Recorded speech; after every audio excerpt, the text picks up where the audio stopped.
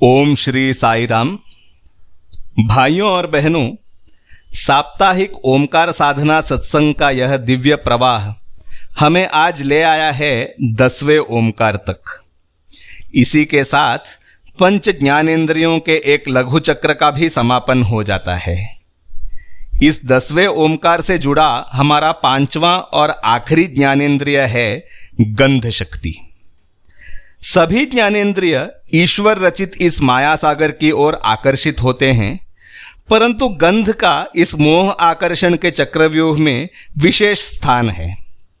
महाभारत कथा में माता सत्यवती को वरदान होता है कि उनका तन हमेशा सुगंधी रहे। इसी सुगंध से शांतनु महाराज मोहित हो जाते हैं और उस सुगंध का पीछा करते हुए माता सत्यवती के घर तक पहुंच जाते हैं। उसके पश्चात भीष्म वचन और उसके कुछ दशकों के बाद होने वाले महायुद्ध की कथा तो सर्वश्रुत है। अचंभे की बात यह है कि एक नजरिए से महाभारत के इस संपूर्ण इतिहास का प्रारंभ एक सुगंध से हुआ था। सनातन संस्कृति के पारंपरिक पूजा विधि विधान में हम अगरबत्ती या धूप का उपयोग करते हैं। 16 उपचारों में यह भी एक उपचार है, परंतु इससे हमें सेवा साधना का एक महत्वपूर्ण बोध मिलता है।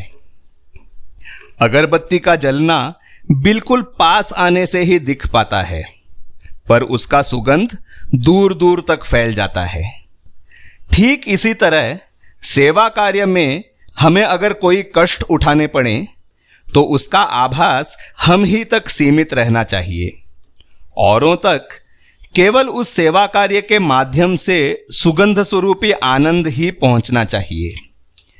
इस श्रद्धा भाव से की गई सेवा एक आध्यात्मिक साधना भी होती है, जिसका सुगंध दीर्घ काल तक छाया रहता है, सदैव आनंद दिलाता रहता है।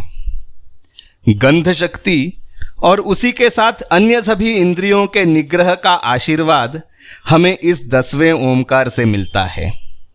साथ ही साथ हमें यह प्रेरणा भी मिलती है कि निष्काम निस्वार्थ सेवा मानव स्वरूपी ईश्वर के चरणों में हम अर्पित करते रहें।